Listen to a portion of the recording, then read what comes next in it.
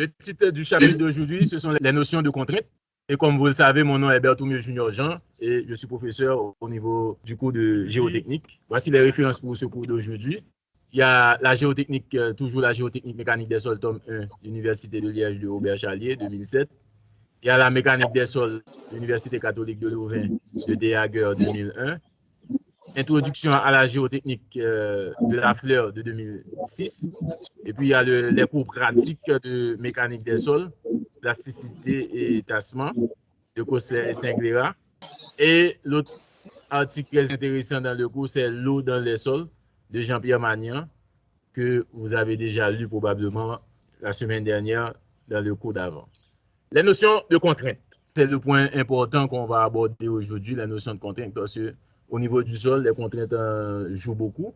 Et pour cela, il faut savoir comment les déterminer et comment les agencer dans le cadre d'un sol et à travers les charges que les sols peuvent supporter. Pour définir cette notion de contrainte, je vais faire un rappel concernant les théories de la résistance des matériaux et de l'élasticité. Dans un milieu continu, l'étude des contraintes se fait de manière classique par les théories de la résistance des matériaux et de l'élasticité. En revanche, dans le cas des sols, ces concepts doivent être adaptés. Parce que dans le cas des sols, on n'est pas dans un milieu continu, on est dans un milieu discontinu. Donc, c'est pour cela qu'on doit adapter ces théories au niveau des sols. En effet, les sols sont formés d'empilements de particules entre lesquelles se trouvent des vides occupés par de l'eau et de l'air. Nous avons vu les diagrammes de phase parce que c'était pour cela c'était important de voir les diagrammes de phase. Et dans les diagrammes de phase, nous avons vu qu'un sol en géotechnique est composé de 3 phases, solide, liquide et puis gaz. Et dans les vides, on va retrouver le gaz et puis l'eau. Et c'est pour cela que c'est un milieu discontinu. Dans ce cas, on doit avoir les contraintes au niveau de chaque phase du sol. De ce fait, l'étude des problèmes de stabilité nécessite la connaissance des distributions de contraintes entre les 3 phases, que ce soit les phases solides, la phase liquide et la phase gazeuse. Donc, c'est important de regarder les contraintes à travers ces différents types de phases et voir quelles sont les simplifications qu'on peut apporter dans ces théories. Vous avez la coupure quelconque alpha-alpha dans un matériau granulaire soumis à un système de force extérieure. Vous avez vu des forces extérieures R1, R2, RI et puis Rn. Dans le cas des matériaux continus, et il faut rappeler que le sol n'est pas un matériau continu, c'est discontinu, on appelle contrainte totale le rapport de toutes les réactions agissant dans la facette alpha-alpha à la surface A alpha-alpha de cette facette quand cette surface tend vers une taille suffisamment petite. Et cette contrainte totale, le vecteur contrainte totale qui est égal à la limite de sommation de l'ensemble des forces extérieures sur la surface tend vers une valeur très petite qui est 0. Maintenant, là, on vient de voir la contrainte dans le cas d'un milieu continu. Maintenant, on doit adapter cette contrainte au niveau de géotechnique dans le cas d'un sol qui est un milieu discontinu. Dans le cas d'un matériau granulaire comme le sol, on ne peut pas écrire que A alpha alpha tend vers 0 comme on le ferait pour un matériau continu. En effet, la nature granulaire ferait que lorsque alpha alpha deviendrait infiniment petit, la contrainte totale ne varierait plus de manière continue.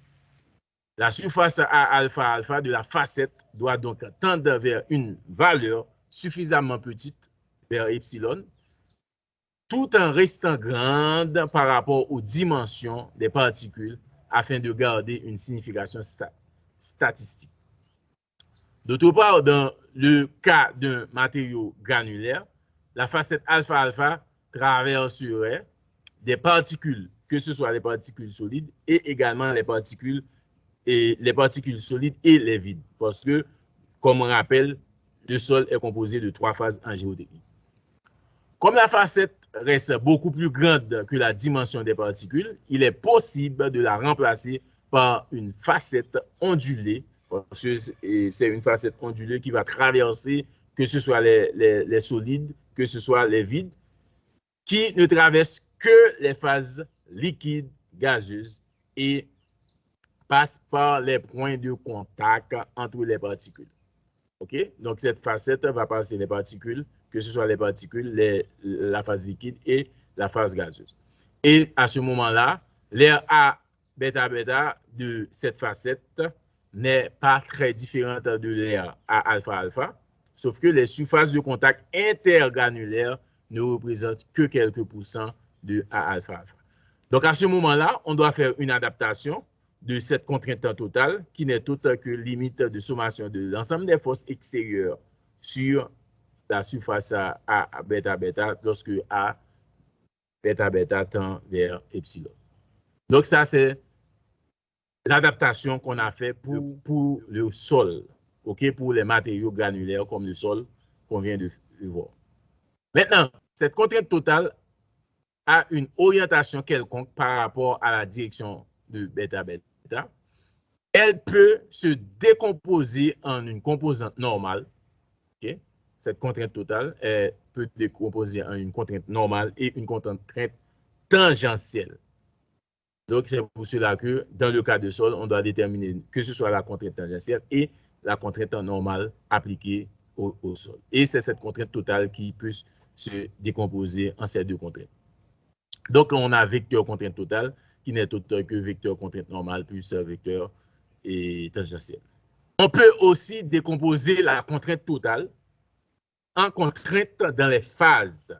C'est-à-dire que dans les trois phases qu'on a vues déjà dans le diagramme de phase, que ce soit la phase solide, liquide et gazeuse. À ce moment-là, ces contraintes vont égal à ρS pour la contrainte dans les sols, ρW la contrainte dans l'eau et ρA pour la contrainte dans l'air. Et à ce moment-là, l'ensemble des forces extérieures agissant dans chacune des phases sur la facette bêta bêta va nous donner que pour la contrainte dans le cas des solides, ρS, le vecteur ρS n'est autre que limite de somme des forces extérieures agissant sur le sol, les grains solides, sur la surface A bêta bêta lorsque A bêta bêta tend vers epsilon. Et cette contrainte peut se décomposer en une composante normale et une composante tangentielle. Donc, la contrainte qui va s'appliquer dans le cas des grains, dans le cas des sols, vont être décomposées en deux contraintes, comme on a vu tout à l'heure, la contrainte normale et la contrainte, une composante normale et une composante tangentielle.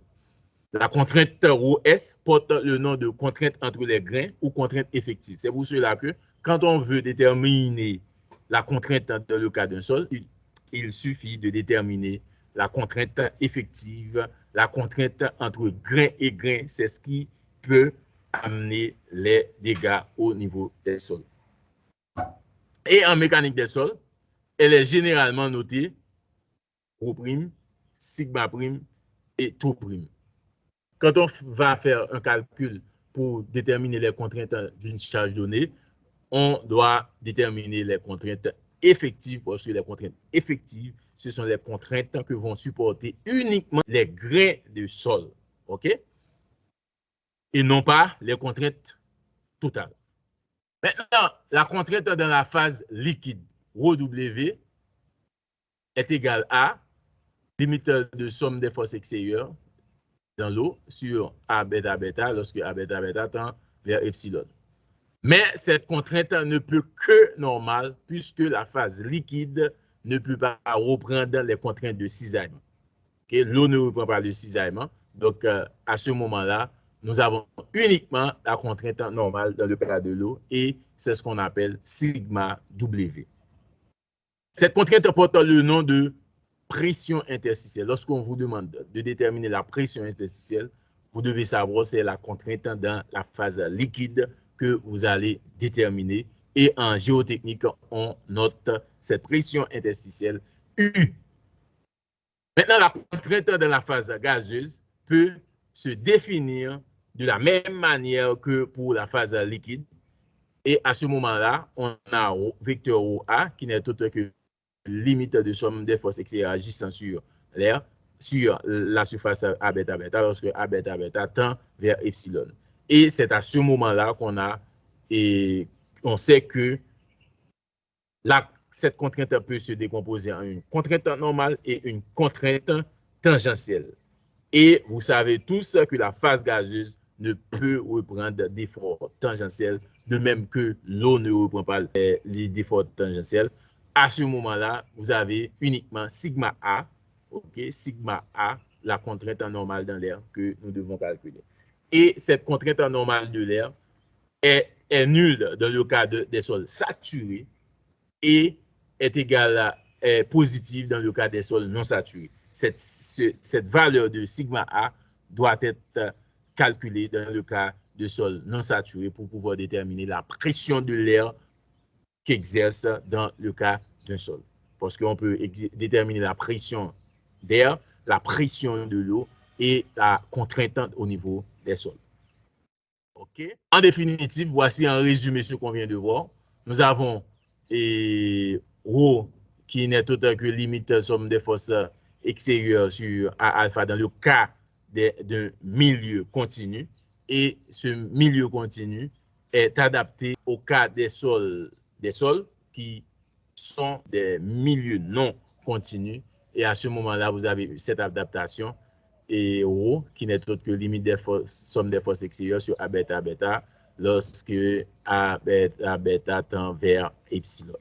Et voici l'image de milieu granulaire où vous avez les grains de sol, vous avez la phase liquide et vous avez l'air. Et voici bêta bêta qui passe dans les points de contact entre les grains. Ok, c'est la facette ondulée. Et voici alpha alpha dans le cas de contrainte de milieu continu. Ok, et c'est cette image qu'on est en train d'interpréter dans le cas d'un sol composé de 3 phases. Et à ce moment-là, la contrainte totale, vous avez la contrainte dans la phase solide, plus la contrainte dans la phase liquide, plus la contrainte dans la phase de l'air. Et nous avons vu que dans la phase liquide, l'eau ne reprend pas le cisaillement. Nous avons uniquement U comme pression interstitielle.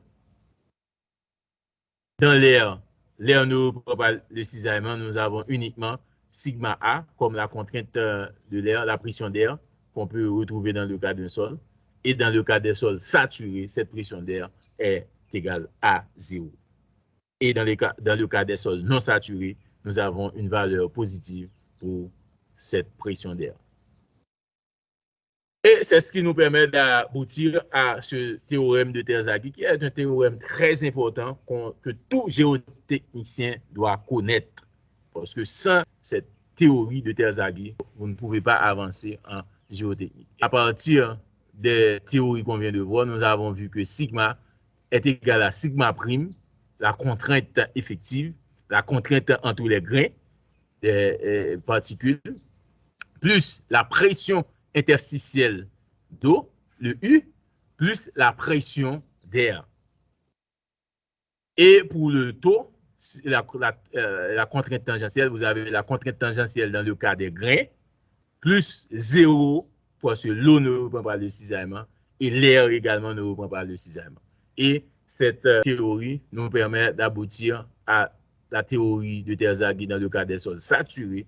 Sigma n'est autre que sigma prime plus U, parce que dans le cas des sols saturés, la contrainte ou bien la pression d'air est nulle. Et taux n'est égal uniquement à la contrainte tangentielle entre les grains. Comme dans le cas d'un sol, lorsqu'on veut déterminer que ce soit la résistance au cisaillement d'un sol ou bien la contrainte effective dans le cas des sols, parce que la contrainte effective, c'est la contrainte qui se fait entre grain et grain. À ce moment-là, à chaque calcul qu'on doit faire, on doit déterminer sigma prime qui est important et taux prime, la contrainte effective qui n'est autre que sigma prime égale à sigma moins U. Comment on peut arriver à déterminer cette pression interstitielle? Nous avons vu que la pression interstitielle est importante dans le cas de la phase liquide parce que c'est la pression exercée par l'eau. Cette pression interstitielle en géotechnique, on appelle U. Cette pression interstitielle qui règne en un endroit dans les vides du sol peut être trouvée à partir de la hauteur d'eau. Nous avons vu la hauteur de la nappe la dernière fois, qui s'installe dans un tube piézométrique, et c'est cette hauteur qui va nous permettre de déterminer la pression interstitielle de l'eau. Et cette pression interstitielle de l'eau, comme nous avons vu là, placée, ok, et vous avez la nappe ici, et vous avez la hauteur de la nappe, et cette pression interstitielle n'est autre que le gamma W, le poids volumique de l'eau, multiplié par cette hauteur H, ok, qui va nous donner cette pression interstitielle de l'eau et qui va être dirigée dans toutes les directions. Ok? Donc, cette pression est importante pour pouvoir déterminer la pression interstitielle de l'eau. Voici, en résumé, le U en géotechnique qui représente la pression interstitielle de l'eau, qui n'est autre que le gamma W, le poids volumique de l'eau, multiplié par la hauteur, et le HP. Maintenant, nous avons vu comment déterminer la pression interstitielle d'eau. Dans le cas de sol, il faut avoir un tube piézométrique pour arriver jusqu'à la nappe et à partir de cette hauteur de pression d'eau, vous arrivez à déterminer la pression interstitielle de l'eau. On appelle la contrainte totale. Une autre façon de pouvoir déterminer cette contrainte totale, on peut dire que la contrainte totale, elle dépend de la direction de la facette considérée. Le cas le plus simple et le plus fréquent concerne le calcul de la contrainte normale verticale agissant sur une facette horizontale. Vous avez la facette horizontale ici, située à une profondeur Z. OK, voici la profondeur Z ici. Sous le niveau du terrain de poids volumique gamma, le poids volumique, la charge agissant sur cette facette va nous donner F, ce qui est la charge, qui n'est autre que le poids volumique multiplié par Z, qui est la hauteur, multiplié par la surface. À ce moment-là, la contrainte totale n'est autre que le gamma Z. Pour pouvoir déterminer une contrainte, il suffit de prendre le poids volumique et multiplier par la hauteur qui exerce ce point au point de contact. Okay? Cette force trouve sa réaction par la résultante des contraintes entre grains. Si on exerce cette force sur un milieu granulaire, vous avez une réponse en termes de réaction du grain, des grains de sol, et également par la résultante de la pression interstitielle qui n'est autre que U. Donc, à l'équilibre, vous aurez cette force qui n'est autre que F' plus U.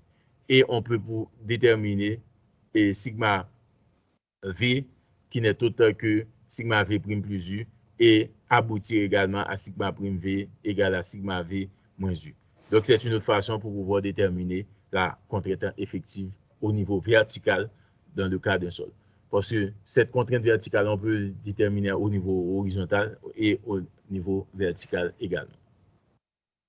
Donc, voici en résumé ce qu'on vient de voir pour pouvoir aboutir en partant d'une force qui n'est autre que gamma Z par A.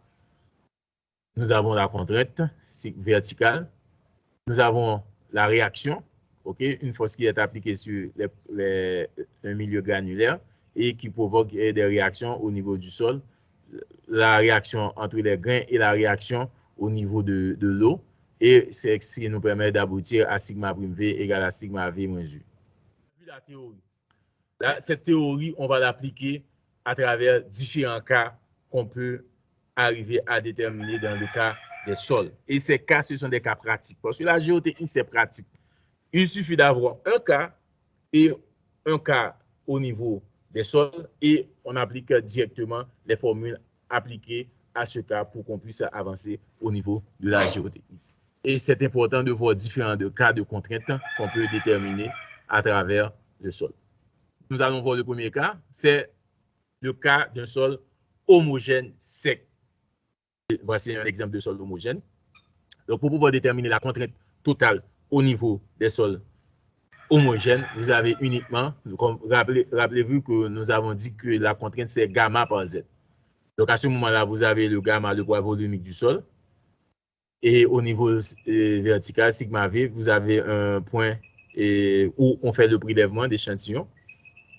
Donc, c'est-à-dire que avec un matériel de forage, par exemple, on peut arriver à introduire des tubes jusqu'à arriver à prendre un échantillon ici.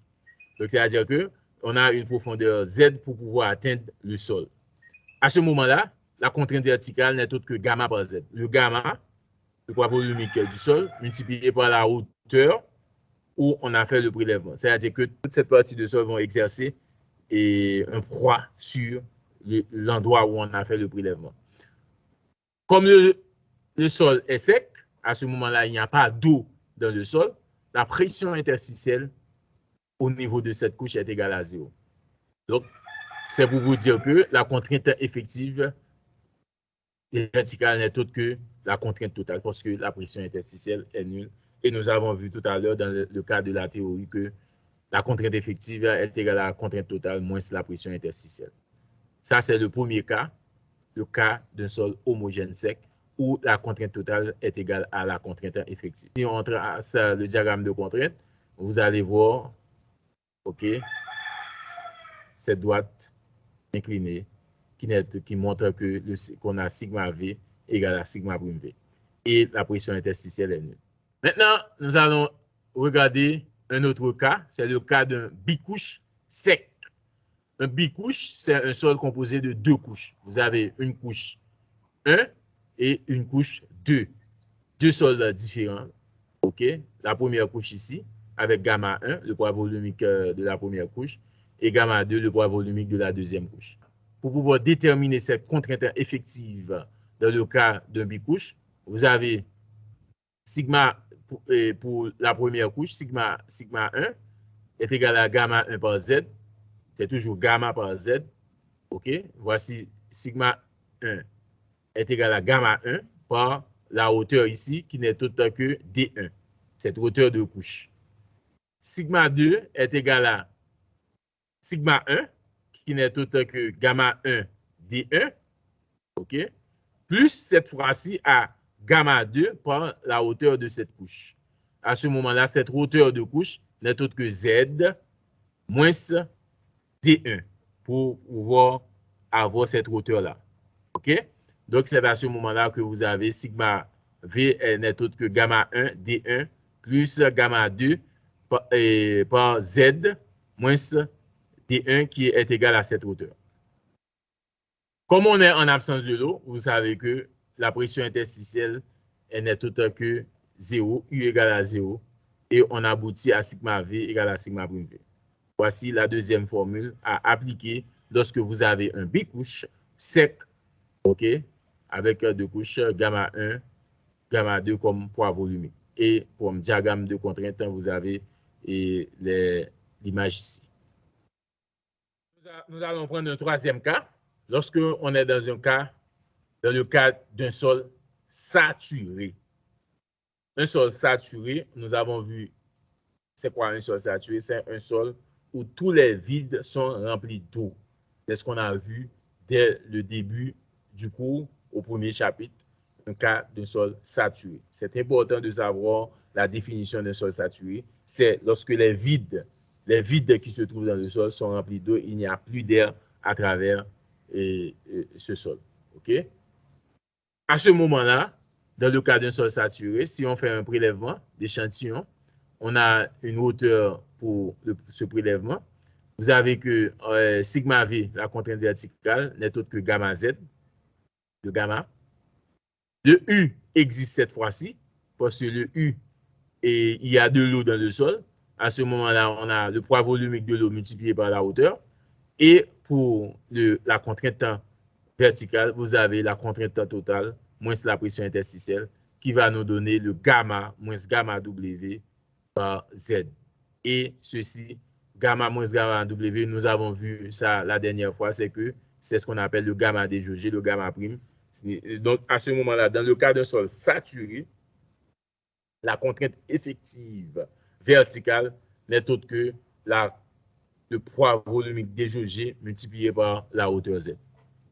Cette contrainte à calculer dans l'hypothèse de massif homogène, donc, nous donne que à surface horizontale sont appelées contraintes géostatiques. Donc, dans le cas d'un sol saturé, homogène, cette contrainte verticale n'est autre que le gamma prime multiplié par Z. Donc, c'est important de savoir quelle formule appliquer pour un cas d'un sol saturé dans le cas d'un sol immergé. Lorsque le sol est immergé, c'est-à-dire qu'on a une hauteur d'eau horizontale sur le sol. À ce moment-là, ce qu'on peut déterminer comme contrainte effective, la contrainte effective, vous avez un sol homogène ici, voici la couche. Le sol est saturé parce que sous les vides sont remplis d'eau. À ce moment-là, le gamma, c'est le gamma sat. Pour pouvoir déterminer le sigma prime V, vous aurez que pour la contrainte totale verticale, vous avez cette hauteur. Voici là où on a fait le prélèvement d'échantillons. Vous avez cette hauteur-là. La contrainte verticale totale, c'est gamma W, le poids volumique de l'eau, multiplié par cette hauteur d'eau, plus le gamma sat, qui est le poids volumique saturé au niveau du sol, multiplié par Z. Ça, c'est la contrainte totale. Maintenant, la pression interstitielle U n'est autre que le gamma W qui est partout, que ce soit dans la hauteur d'eau ou dans le cas de sol. À ce moment, la pression interstitielle est égale à gamma W multiplié par cette hauteur H plus Z. Et pour pouvoir déterminer la contrainte effective dans le cas d'un sol immergé, nous aurons sigma prime V qui est tout que sigma V moins U. Et ça va nous permettre d'aboutir à gamma prime Z. Gamma prime Z qui n'est autre que la même chose dans le cas d'un sol saturé. La contrainte effective verticale sera la même pour un sol immergé avec une hauteur d'eau. Donc, vous avez vu que la contrainte effective verticale, ce sera la même pour la contrainte dans le cas d'un sol saturé. Et vous avez comme diagramme de contrainte, voici le diagramme à appliquer dans le cas d'un sol immergé. L'autre cas qu'on va voir maintenant, c'est le cas d'une nappe libre au repos. Donc, c'est ce qu'on appelle nappe libre au repos ou bien nappe phréatique que nous avons vu la dernière fois. Parce que la dernière fois, nous avons vu les différents types de nappes et c'était important de réaliser des exercices pour pouvoir maîtriser un peu les notions qu'on a vues dans le cours. Et dans le cas d'une nappe libre au repos, voici la couche de sol et voici la nappe qui est à une certaine hauteur et au niveau du sol. À ce moment-là, vous avez deux tranches. Vous avez le gamma de la nappe, le sol est saturé. Et là, vous avez gamma dans le cas où, dans la zone de non-saturation. Parce que vous avez deux zones là. Il y a la zone non saturée. Et c'est pour cela que dans la nature, on rencontre beaucoup ce type de cas parce que la nappe, le plus souvent, c'est en profondeur. Et là où il y a la nappe, c'est le sol saturé. Et là où il n'y a pas de nappe, c'est le sol non saturé. C'est pour cela que c'est important également de connaître les notions en tant que géotechnicien des sols non saturés parce que en général, dans la nature, vous allez trouver des sols non saturés au lieu d'avoir des sols saturés. Parce que pour avoir un sol saturé, vous devez toucher la nappe à une certaine profondeur. Voici la hauteur, ce sera Z-D. Okay? Gamma D plus gamma sat fois Z-D. Le U, qui est la pression interstitielle de l'eau, n'est autre que le gamma W multiplié par Z-2, cette petite hauteur. Okay? Et cette différence, sigma V-U, va nous donner la contrainte verticale effective que nous aurons à appliquer dans le cas d'un sol et où il y a la nappe libre au repos. Et à ce moment-là, sigma prime V n'est autre que le gamma D plus gamma prime multiplié par Z-2. Donc, dans le cas d'une nappe libre au repos, okay, comme ici, vous avez une couche de sol et cette couche-là est composée d'une nappe libre au repos sans capillarité. C'est important de mentionner ces sans capillarité parce que la notion de capillarité va faire intervenir une saturation exemplaire ou bien le phénomène de succion dans le cas de sol. C'est pour cela que quand on va voir les sols non saturés, cette notion de capillarité est importante pour pouvoir travailler la succion ou bien définir cette succion dans le sol. Maintenant, dans le cas d'une nappe libre au repos sans capillarité, vous aurez une couche de sol et vous aurez la nappe ici. Et ici, c'est la zone non saturée. La zone non saturée où il n'y a pas de nappe. Dans le cas, lorsque le sol est sous la nappe, vous avez gamma sat. Et lorsque le sol est hors nappe, vous avez le gamma. Et pour pouvoir déterminer cette contrainte effective à travers un échantillon prélevé à ce niveau-là dans le cas de sol, vous allez déterminer la contrainte totale. Cette contrainte totale n'est autre que le gamma ici, multiplié par cette hauteur-là, plus le gamma sat qu'on retrouve ici, multiplié par cette petite hauteur ici, qui n'est autre que Z moins D. Maintenant, pour la pression interstitielle de l'eau, vous avez le gamma W de cette partie-là où il y a de l'eau, qui arrive jusqu'à cette hauteur-là. Et cette hauteur-là, n'est autre que Z moins D. OK? À ce moment-là, U est égal à gamma W par Z moins D. Ce qui nous donne comme contrainte effective égale à gamma D plus gamma prime facteur de Z moins D pour pouvoir déterminer la contrainte effective dans le cas d'une nappe libre au repos dans un sol homogène sans ascension capillaire. OK? Parce que lorsqu'il va y avoir l'ascension capillaire, le sol saturé par capillarité, vous aurez une autre définition, une autre formule pour la contrainte effective verticale. Dans le cas d'une nappe libre au repos, sol saturé par capillarité, voici le cas ici. Vous avez la nappe ici à ce niveau-là. Au niveau de la nappe, le sol est saturé, c'est gamma sat qui va intervenir. Au niveau également de la zone non saturée, comme le sol est saturé par capillarité, c'est-à-dire qu'il va y avoir le phénomène de capillarité dans le sol, donc le sol va être saturé ici également.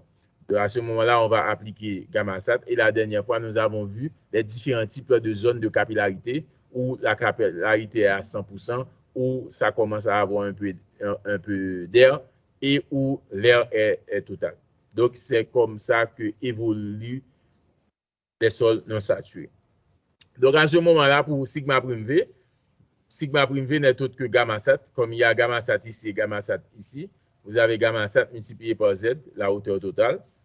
Et en revanche, la pression interstitielle de l'eau, qui s'applique uniquement à cette hauteur de piézomètre, okay, jusqu'à ce que l'eau arrive ici, va nous donner le gamma W multiplié par Z moins D. Et à ce moment-là, dans le cas d'un sol saturé par capillarité avec une nappe libre au repos, vous avez sigma prime V qui n'est autre que le gamma prime Z plus gamma WD, qui est différent de sigma prime V qu'on vient de voir, qui n'était autre que gamma D. Vous avez gamma D.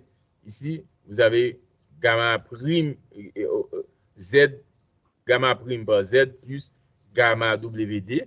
Alors que ici, vous avez gamma D plus gamma prime facteur de Z moins D. OK? Donc, ça, c'est la différence. Et on va constater que dans la zone de capillarité, il va y avoir augmentation de contrainte effective. Donc, c'est augmentation de contrainte effective par rapport au cas où la hauteur d'ascension capillaire est négligeable. Donc, vous avez cette hauteur d'augmentation de contrainte effective à ce moment-là. Donc, c'est deux cas à considérer dans le cas d'une nappe au repos sans capillarité ou avec capillarité. Donc là, c'était important. Je ne sais pas si vous avez des questions après ces différents cas de nappe libre au repos. Est-ce qu'il y a des questions? S'il y a des questions, je vous écoute. Sinon, je vais continuer avec le cours. Est-ce qu'il y a des questions? Bon, professeur, il n'y a pas de question. Nous avons vu les écoulements et la semaine passée. OK? Et nous allons voir cas d'un écoulement vertical. OK? Parce que la dernière fois, nous avons vu quand il y a écoulement, s'il y a écoulement, on doit avoir quoi pour avoir écoulement? Qu'est-ce qu'on doit avoir pour avoir écoulement dans le cas du sol? C'est une bonne réponse. On peut fermer les micros. Le cas d'un écoulement vertical, parce que c'est un cas important. Et d'habitude, ce cas d'écoulement vertical de l'eau, okay, c'est un cas fréquent et qu'on va retrouver en géotechnique. Et si nous regardons cette couche de sol d'épaisseur D ici, et vous avez l'épaisseur 2 en termes de hauteur, et vous avez le poids volumique gamma appliqué à travers ce sol, et qui va être soumis à un écoulement vertical. Donc, dans le cas d'un écoulement vertical, on doit avoir une différence de charge, delta H, que nous devons déterminer. Et soit H, la hauteur d'eau au-dessus de cette couche. Voici la hauteur d'eau. Tout à l'heure, nous avons vu qu'il y a une hauteur d'eau au-dessus d'une couche, mais c'était une nappe libre au repos. Mais cette fois-ci, il y a un écoulement qui se fait, donc on doit avoir une différence de charge. À ce moment-là, vous pouvez exprimer le HA pour le piézomètre placé ici au point A, le HA qui va être cette hauteur, ok? Et nous avons vu que HA est autant que le H, la hauteur d'eau, plus la hauteur ici par rapport à la base. Donc, c'est H plus D. Et vous avez HB qui est un potentiel quelconque ici. OK, HB est à travers ce piézomètre ici, qui est autre que HB supérieur à 0 au point B du bas de la couche. Et le potentiel en un point X, voici B ici, qui se trouve au bas de la couche. Et vous avez cette hauteur de pression ici, au niveau du tube piézométrique, et qui va nous donner le HB supérieur à 0. Et si on prend un point quelconque X ici, où on a fait le prélèvement d'échantillons, à ce moment-là, vous aurez le potentiel en un point X quelconque de profondeur Z. Voici la profondeur Z à l'intérieur de la couche. Et à ce moment-là, voici les différentes hauteurs de charge à considérer. Le point HA au point A, le point HB au bas de la couche ici, et le point H qui n'est autant un point quelconque à trouver à une profondeur Z. Donc à ce moment-là, dans le cas d'un écoulement vertical, vous allez trouver HA au point A, HB au point B et H au point X. Et comme il y a écoulement, donc vous avez vu le gradient hydraulique. Le gradient hydraulique que nous avons vu la dernière fois, c'est la différence de charge sur la distance parcourue.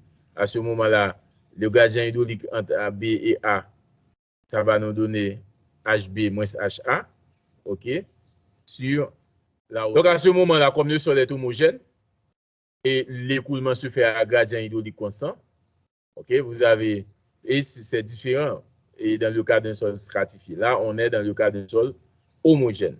Dans le cas d'un sol homogène, l'écoulement se fait à gradient hydraulique constant. À ce moment-là, au point A, les contraintes sont sigma V au point A.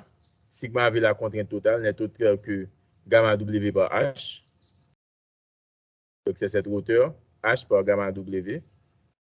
Le point U, cette hauteur U est égale à gamma W par H également, dans la mesure où cette hauteur dans le tube piézométrique est la même, cette hauteur est la même H, multipliée par gamma W. La contrainte verticale également, comme il n'y a pas de sol, uniquement de l'eau, c'est gamma W par H également. À ce moment-là, la contrainte effective pour le point A est égale à 0. Maintenant, si on détermine en un point quelconque X la contrainte totale, parce que l'objectif, c'est d'arriver à déterminer la contrainte effective. Parce que c'est important de savoir déterminer la contrainte effective dans le cas d'un sol, parce que c'est cette contrainte qui va nous amener à déterminer les éléments ou bien les caractéristiques d'un sol qui se passe entre grain et non pas la contrainte totale. C'est pour cela qu'on doit déterminer la contrainte totale, la pression interstitielle et puis aboutir à la contrainte effective. Maintenant, la contrainte totale dans ce cas, en un point X situé ici, nous avons gamma W par H plus le gamma SAT par Z. Ça, c'est la contrainte totale. OK? Qui est assez simple à déterminer. Maintenant, la pression interstitielle vaut en XU, c'est gamma W c'est H-D plus Z à déterminer. Et la contrainte effective également, c'est sigma prime V, qui n'est autre que sigma moins U. Ce qui va nous donner une contrainte effective qui n'est autre que, dans le cas d'un sol à écoulement vertical, nous avons gamma W, qui n'est autre que sigma prime V, comme contrainte effective verticale, qui est égal à gamma W multiplié par HA, la hauteur au point A, moins H, la hauteur au point X, plus gamma prime Z, ce qui va nous permettre d'aboutir à la contrainte effective verticale qui n'est autre que Z, facteur de gamma prime moins le gradient hydraulique multiplié par gamma W. Donc, c'est cette formule. Dès qu'on vous demande de déterminer la contrainte effective verticale dans le cas d'un écoulement vertical, vous devez uniquement appliquer cette formule quand il y a écoulement. Et quand il n'y a pas écoulement, là, à l'aide d'écoulement, vous avez vu que sigma prime V, c'est Z par gamma, facteur de gamma prime moins I gamma W. Si on va regarder pour pouvoir comparer dans le cas où il n'y a pas d'écoulement, vous allez voir ici, ce cas-là, le sigma prime V n'est autre que gamma prime Z. Quand il n'y a pas d'écoulement. Quand il y a écoulement,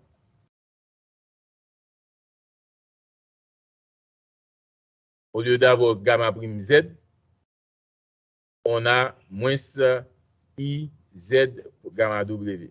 OK? Quand il y a écoulement. Donc, c'est cette différence à ajouter quand il y a écoulement. Et ça dépend également du sens de l'écoulement, comment ça se fait au niveau du sol. Donc, ça, c'est un résumé de ce qu'on vient de voir. OK? Voici au point A la contrainte verticale à appliquer. Au point X, voici la contrainte verticale effective à appliquer. Maintenant, pour pouvoir comparer ces deux cas, nous avons la nappe au repos. On vient de voir ce cas-là, la nappe au repos. Bon, j'ai mis la théorie pour que vous puissiez lire également ce qui se passe. Et lorsqu'on a deux massifs de sol identiques, dont l'un est baigné par une nappe au repos, voici ici le massif qui est baigné par une nappe au repos, et l'autre qui est le siège d'un écoulement vertical. Voici l'écoulement vertical ici dirigé vers le bas. Dans chaque cas, le sol est recouvert d'une couche d'eau d'épaisseur H. Voici la couche d'eau d'épaisseur H qui est au-dessus du sol, ici, dans le cas d'une nappe au repos, et ici, dans le cas de l'écoulement. À droite, l'eau s'écoule à travers le sol vers un réservoir. Voici l'eau qui va s'écouler à travers le sol vers un réservoir, dans le réservoir situé à la profondeur D, sous la surface de l'eau. Ce réservoir fixe le niveau de la charge hydraulique à la limite inférieure de la couche. Vous avez l'axe vertical qui est dirigé vers le bas. Parce que l'écoulement s'est dirigé vers le bas. Et son origine est fixée au niveau du point A. Voici le point A. De sorte que la charge hydraulique au point A est égale à H. Comme on a vu tout à l'heure dans l'exemple précédent. Donc à ce moment-là, en un point M situé à la profondeur Z sous la surface du sol, les contraintes verticales et la pression d'eau valent ces valeurs-là qu'on a vues tout à l'heure. OK? Sigma V, contrainte totale, U, contrainte la pression interstitielle de l'eau, sigma prime V qui n'est autre que au point A, voici le A ici lorsque la nappe est au repos, sigma prime V qui n'est autre que gamma moins gamma W multiplié par Z. Ça, c'est pour la nappe au repos. Dans le cas où il y a l'écoulement, sigma V est égal à gamma Z plus gamma W par H, c'est le même cas ici. U est différent parce qu'il y a un delta H qui est intervenu.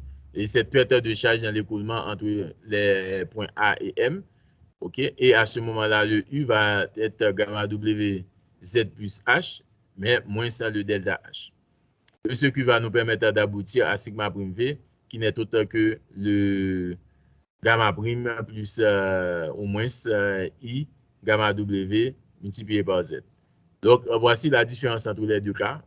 Le cas où la nappe est au repos et le cas où il y a écoulement. Et l'écoulement fait donc apparaître au plus du déjaugeage, parce que et dans le cas du nappe au repos, c'est le poids volumique déjaugé multiplié par Z. Donc, dans le cas de l'écoulement, donc en plus du déjaugeage, vous avez une force volumique égale à I gamma W qui est dirigée dans le sens de l'écoulement. Si c'est dirigé vers le bas, donc on peut avoir signe positif, et si c'est dirigé vers le haut, c'est signe négatif. Donc, le cas général de l'écoulement, OK? Donc, s'il y a la pression d'écoulement en termes de cas général, on démontre que dans ce cas général, l'écoulement dans un sol saturé a pour effet de déjauger le sol, dont le poids volumique gamma est remplacé par le poids volumique déjaugé. Donc, c'est pour cela que lorsqu'on détermine la contrainte en verticale, donc c'est le gamma déjaugé qu'on va appliquer et non pas le poids volumique du sol. Mais dans le cas de cet écoulement, d'exercer sur les particules du sol une pression d'écoulement, à ce moment-là, qui est égal à I gamma W par unité de volume, lorsque à ce moment-là, on fait intervenir le gradient dans le cas de l'écoulement vertical. S'il n'y a pas d'écoulement, on a vu que cette contrainte en verticale n'est autre que le gamma déjaugé multiplié par Z. Et lorsqu'il y a l'écoulement vers le bas, vous avez l'augmentation par le gradient hydraulique par gamma W par Z. Et on peut aboutir à ce qu'on appelle le gradient critique. Le gradient critique, c'est lorsqu'on fait égaler et sigma prime V est égal à 0. Lorsque la contrainte effective verticale est égale à 0, à ce moment-là, vous avez gamma prime plus I gamma W qui n'est autre que égal à 0 également. À ce moment-là, vous pouvez déterminer le I critique qu'on appelle le gradient hydraulique critique qui n'est autre que gamma prime sur gamma W, mais c'est lorsque la contrainte effective est égale à 0. Donc, c'est ce cas qu'on vient de voir là, ici. OK, c'est ce cas. Sigma prime V, en résumé, qui n'est autre que Z facteur de gamma prime moins I gamma W dépendant du sens de l'écoulement. Si c'est vers le haut, on a moins. Si c'est vers le bas, on a plus. Et on peut aboutir à ce qu'on appelle le gradient critique lorsque la contrainte en verticale effective est égale à 0. Et ce gradient critique n'est autre que le déjaugeage, le poids volumique déjaugé sur le poids volumique de l'eau.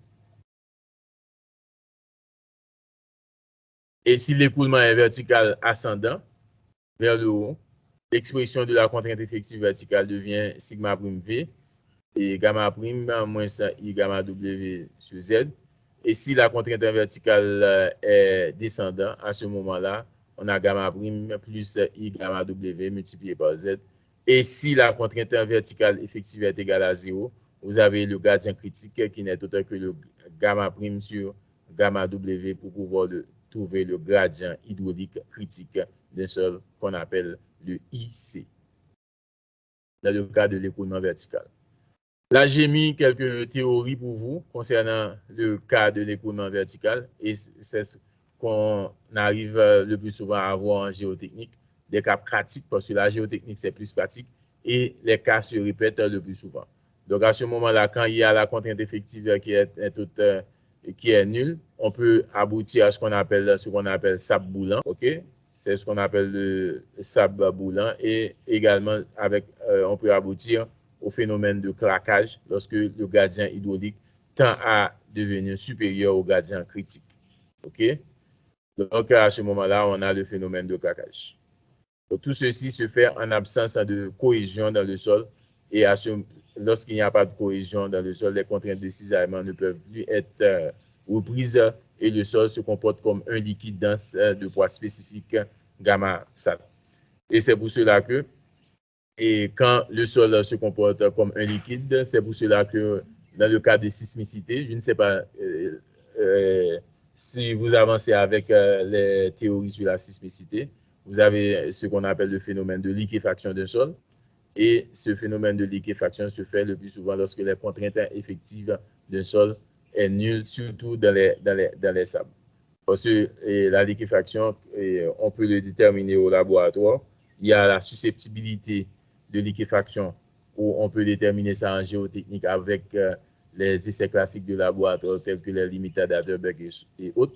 Mais il y a également la potentialité en liquéfaction où on peut déterminer avec les engins lourds, que ce soit les essais CPT, SPT, etc., ou même les essais de résistance de cisaillement, les essais de réaction.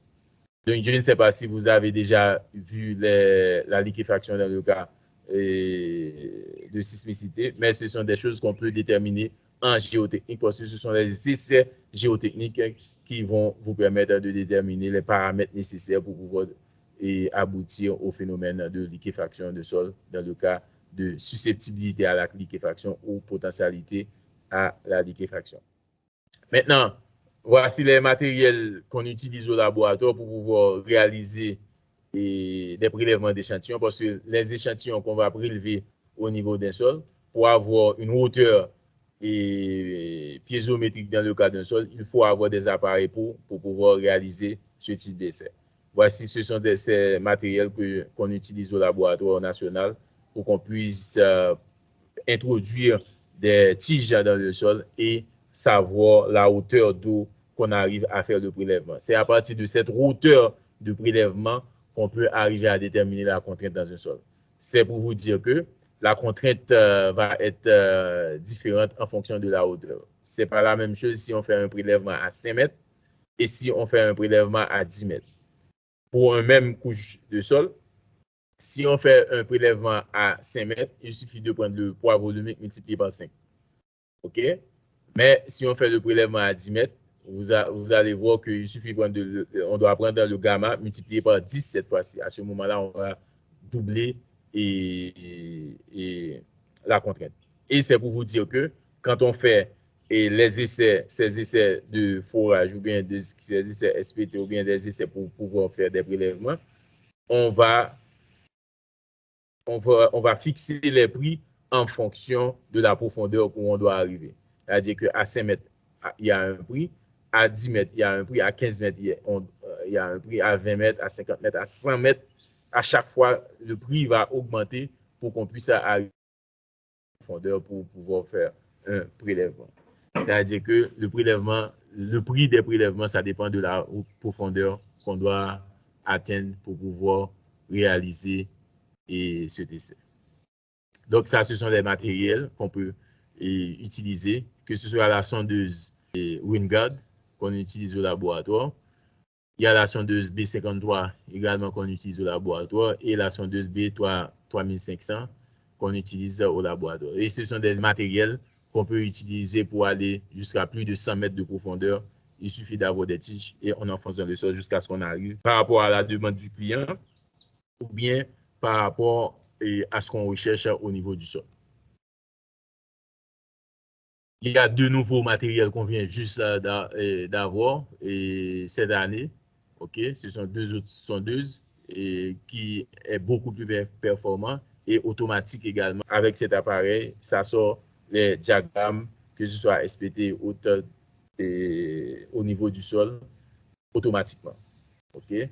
Ce n'est pas nécessaire de traiter les données parce que ça se fait directement sur la machine. Il suffit d'enfoncer les tiges dans le sol et ces appareils peuvent arriver beaucoup plus en profondeur par rapport aux appareils qu'on avait avant.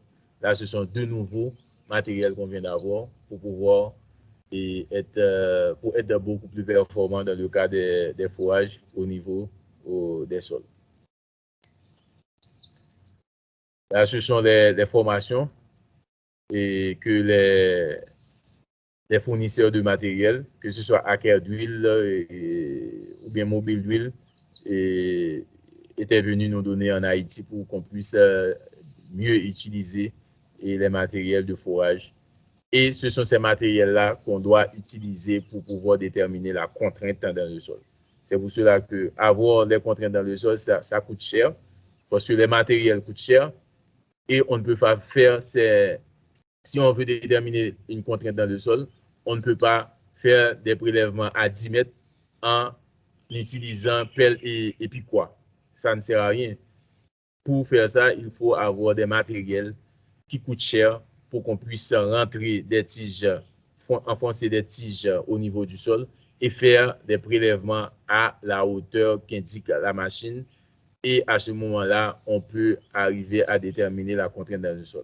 Vous avez vu que la contrainte dans le sol, c'est assez simple en termes de formule, mais les matériels qu'on peut utiliser pour avoir ces données, ça coûte vraiment cher.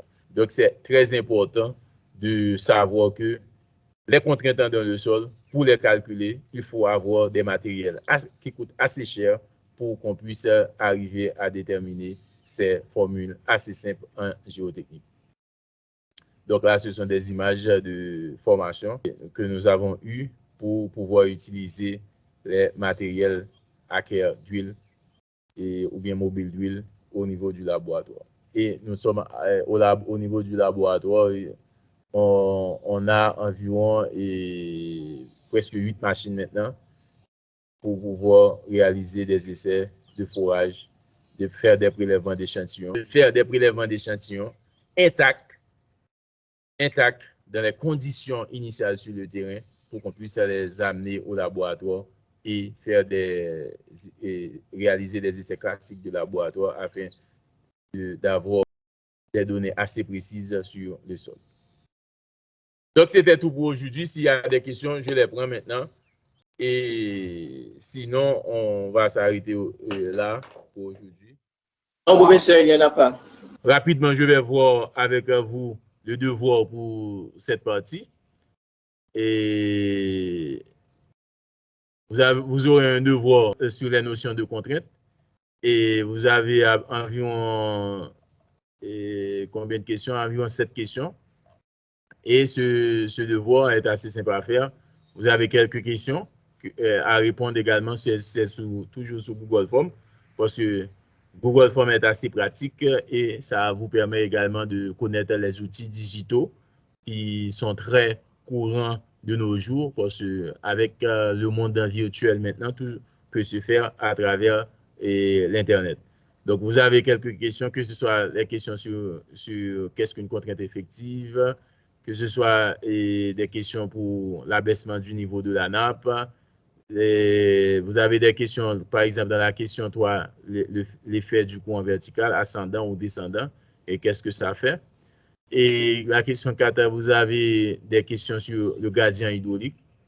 Et dans la question 5, l'exercice 5, vous avez tous les différents cas qu'on vient de voir au niveau de secours, que vous pouvez faire une application théorique dans cet exercice. Et rappelez-vous que dans le cas de contrainte, les matériels utilisés, non seulement ça coûte cher, mais c'est ce qui va nous permettre de déterminer la hauteur. Et pour pouvoir déterminer dans ce cas pratique ces contraintes au niveau du sol, donc on doit utiliser une foreuse, une sondeuse, pour qu'on puisse réaliser ces essais au niveau du sol, que ce soit à des profondeurs de 2 mètres, à 5 mètres, à 20 mètres et à 25 mètres. Ce qui est important dans cet exercice, c'est d'arriver à utiliser toutes les formules qu'on avait vues dans ce cours et de regarder également que les contraintes appliquées en un point donné, que ce soit à 2 mètres, à 5 mètres, à 20 mètres, à 25 mètres, pour un même profil, à ce moment-là, ces contraintes vont être différentes. Maintenant, pour la 6e question, comme dans le cours, on va déterminer, lorsqu'on va travailler sur le logiciel GeoStudio, et comment déterminer les barrages. C'est pour cela qu'à chaque cours, je fais des introductions sur les barrages. Vous avez vu la dernière fois, lorsque on faisait le deuxième devoir, vous avez à déterminer les différentes parties d'un barrage. Et ici, là maintenant, et pour la question 6, on va considérer un barrage en terre. Et nous avons vu que lorsqu'on fait un barrage en terre, on doit utiliser comme type de sol l'argile. Okay? Et l'argile doit être compactée. Et l'argile est un sol vraiment imperméable qui peut utiliser pour réaliser des barrages lorsque c'est bien compacté. Donc, on va utiliser ce barrage pour pouvoir calculer et non seulement citer les différentes parties de ce barrage, mais le phénomène de boulance qu'on a vu tout à l'heure. Et on va déterminer ce phénomène à travers cet exercice. Ensuite, pour l'exercice 7, on parle toujours de barrage parce que le barrage, comme je l'ai dit tout à l'heure, c'est ce qu'on va utilisé comme exemple dans le logiciel GeoStudio, c'est important de vous familiariser avec la notion de barrage et dans le cas de secours pour pouvoir déterminer la pression d'eau. Voici les piézomètres à travers le barrage, la hauteur de la nappe, les différents piézomètres qu'on peut placer au niveau de ce barrage pour pouvoir déterminer les différentes hauteurs de charge. Donc, ça, c'est un devoir à remettre pour la semaine prochaine avant le prochain cours. S'il n'y a pas de questions, je vous dis merci et je vous dis à bientôt. Bon travail déjà. OK. Et à mardi prochain. Pas de questions. OK, pas de questions. Merci. Merci bien. Merci bien. À la prochaine. Et bon travail. Merci. Merci.